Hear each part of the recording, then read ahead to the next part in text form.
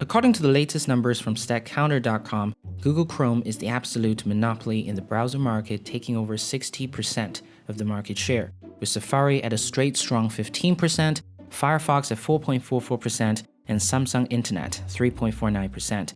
Over 2 billion people have started using Chrome, making it omnipresent anywhere across all platforms on all devices. Yet it is free, and you know what people say. If you don't pay for the product, you are the product. I think it's time that we explore the dark side of Google's Chrome strategy. The most ironic thing when it comes to Google's Chrome strategy is how familiar it is looking at the history of browsers. Microsoft did exactly the same thing in the old days. The chronology is that the PC predates Internet. At the beginning of the 1990s, Windows was designed to be a productivity tool with Microsoft Word, Excel, and PowerPoint. The Internet was not at all a defining feature of a PC. In fact, when Netscape Navigator, the world's first web browser, was invented, Microsoft has not even created Internet Explorer. And the only reason that Microsoft set one up was because Steve Ballmer, then VP of Microsoft, had discovered on a sales trip that most of his big corporate clients were complaining that Windows didn't have a TCP/IP stack, i.e., a way of connecting to the Internet. He was furious. Under this backdrop, Netscape Navigator spread like a wildfire, and its founder famously speculated that the browser would eventually become the only piece of software the computer users really needed, thereby relegating the operating system to a mere support system for the browser. This possibility terrified the leadership of Microsoft, culminating in Bill Gates waging war in the browser market.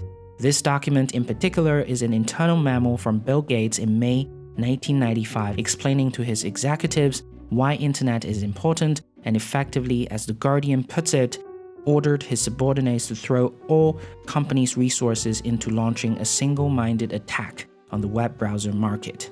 And it worked. Microsoft eventually won the fight and edged out Navigator in the early 2000s, making Internet Explorer the default browser on millions of Windows PCs. The fight was won, but Microsoft paid a terrible price. Governments around the world waged antitrust wars against Microsoft, which almost broke up the company. Chrome and the entire open source market is a response to the corporate greed of Microsoft, stifling innovation and bullying smaller companies with its full might. Just a decade later, history has repeated itself, but this time, Microsoft was on the receiving end. The oppressor has become the oppressed. When the founder of Netscape Navigator hubristically speculated that Internet browser will reduce operating systems to a mere life support system, it was ridiculed and laughed at. But right now, I'm not sure if that's wrong. Think about your daily interactions with your PC. If you're like me who spends a lot of time on various technology and engineering websites researching and writing, Chrome is absolutely sufficient. In fact, Chrome was famous for sandboxing its browser tabs to interact directly with processors, making each tab a separate application similar to applications on your smartphones. Chrome takes up so much resources that you can run Google Documents, YouTube, Netflix, and several other resource-heavy applications in one browser. In that sense, Chrome is a platform on top of the Windows operating system that acts as a gateway to the Internet. Before Chrome, browsers were just another application in parallel with other productivity tools such as Microsoft Word, Excel, and PowerPoint presentation, but after Chrome, it's Chrome or everything else. Chrome became our default application for anything online. Netscape's founder's prediction has come true. Here we arrived at the key of today's video. Where does Google derive real power over us? Is it its search services, its video services, or its map services? Or maybe its advertisement services? Those are the services that we use which makes Google money. Since we're paying for them, it must mean that they are irreplaceable parts of our lives, right? I would venture to suggest that it's none of those, as most of them can be replaced by alternative ad services, map services, or even search services.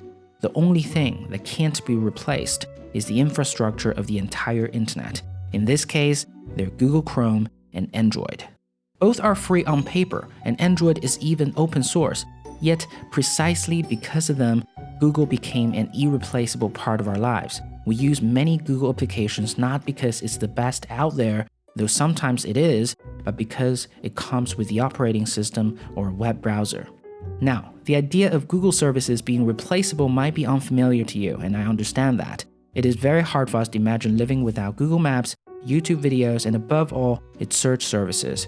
But in China, the situation is completely different. It's worthwhile for us to take a look at how Google's only surviving alternative in the market, Baidu, is doing in China.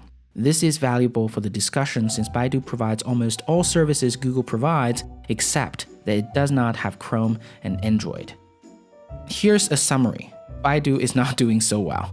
If we compare the market capitalization between Chinese internet giants and their American counterparts, Alibaba versus Amazon, Tencent versus Facebook, they're all in the hundreds of billions, 400 to 500 billion for Alibaba, Tencent, and Facebook, and in the case of Amazon, $800 billion. But you would find very different realities for the search engines of China versus the United States. Here's the number. See the difference? Baidu lags far behind Google in terms of market capitalization. Though both of them make money with ad services, their fate are completely the opposite precisely because the lack of Android and Chrome for Baidu. Digging deeper into Baidu's situation, starting with its search services, unlike Google in the United States, the tech scene in China is competitive and gladiatorial. WeChat, Taobao, and Weibo, the Facebook, Amazon, and Twitter of China all denied Baidu access to their web pages. What it means is that when you search on Baidu, most of the internet cannot be found, rendering Baidu unusable.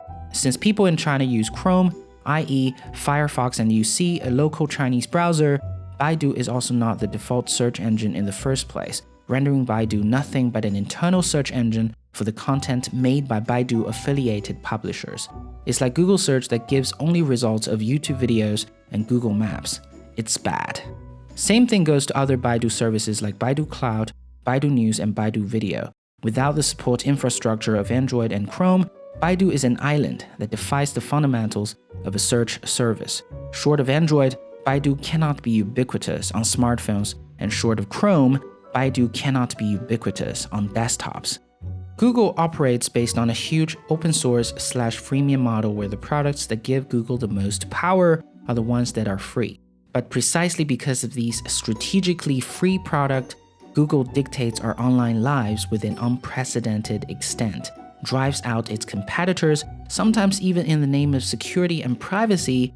But as our friend Martin from TechArta and many visual journalists pointed out, Google itself is gaining the kind of power that it does not know how to control.